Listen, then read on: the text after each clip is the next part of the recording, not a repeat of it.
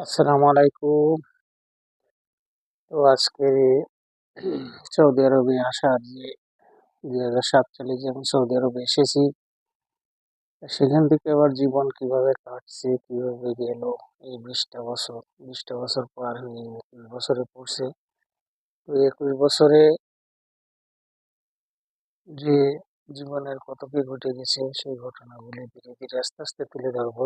এখন এই পর্ব একে আমি আমার ইতিহাসটা শুরু করলাম ২০০৭ 12 এপ্রিলে সৌদি আরবে যখন পা দিয়েছি।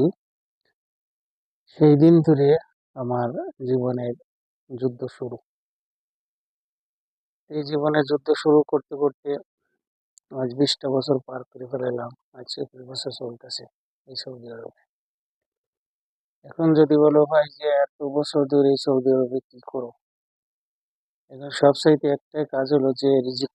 রিজিক যদি থাকে, যত চেষ্টা করেন আপনি দেশে যেতে পারবেন না। রিজিক যদি না থাকে, তা আপনি একদিনও টিকতে পারবেন না। দেশে যাইতে হবে। এটা আল্লাহর উপরে, আল্লাহর ইচ্ছা।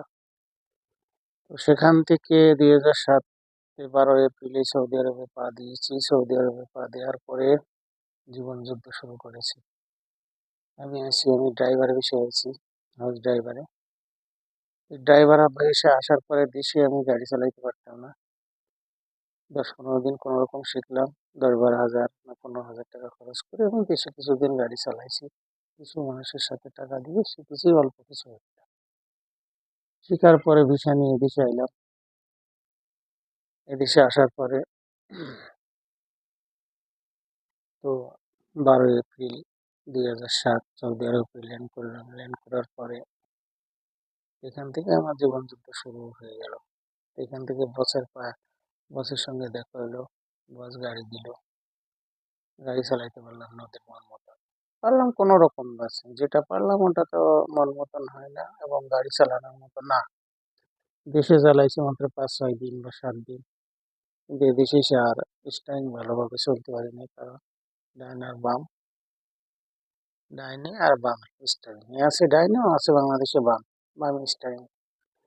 সেই স্টারিং এ চালাইতে অনেক কষ্ট হলো। দিক ঠিক পাচ্ছি না, এতটা ভালো ড্রাইভার ছিলাম না। পরে থেকে বসে করলো যে না, ড্রাইভার না। সাথে সাথে নক করলো ড্রাইভার না। তো ড্রাইভার যখন না হয় তখন কি করবে, তখন ওর মাথায় চিন্তা তো ড্রাইভারের প্রয়োজন। তখন করলো যে দেশে পাঠিয়ে দেবো কুড়ি লাগিয়ে। তখন আমি অনুরোধ করলাম, দেখ দেশে পাঠাইস না, আমি অনেক টাকা ব্যয় করে আইসি, তোমার একটু সময়